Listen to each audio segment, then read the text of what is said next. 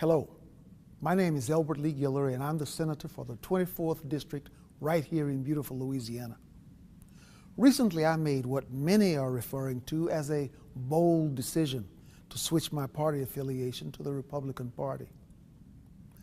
I wanted to take a moment to explain why I chose to become a Republican and also to explain why I don't think it was a bold decision at all.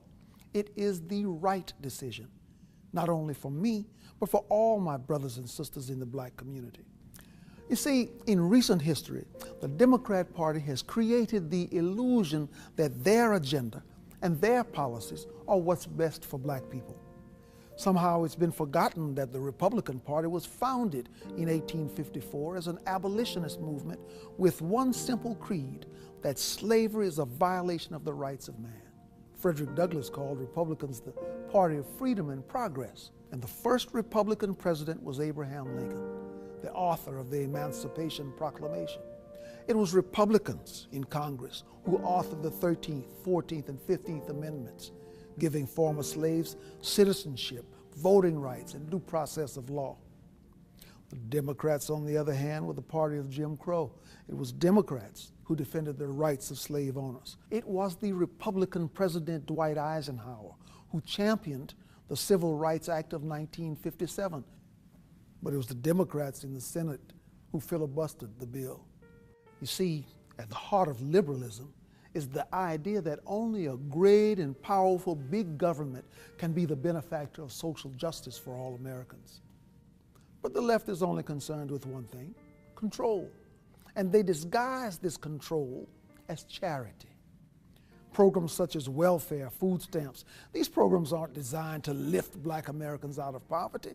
They were always intended as a mechanism for politicians to control the black community. The idea that blacks, or anyone for that matter, need the government to get ahead in life is despicable. And even more important, this idea is a failure. Our communities are just as poor as they have always been. Our schools continue to fail children. Our prisons are filled with young black men who should be at home, being fathers.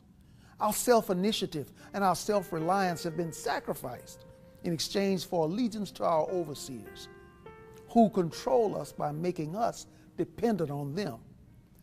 Sometimes I wonder if the word freedom is tossed around so frequently in our society that it has become a cliche. The idea of freedom is complex and it's all-encompassing. It's the idea that the economy must remain free of government persuasion. It's the idea that the press must operate without government intrusion. And it's the idea that the emails and phone records of Americans should remain free from government search and seizure. It's the idea that parents must be the decision makers in regards to their children's education, not some government bureaucrat.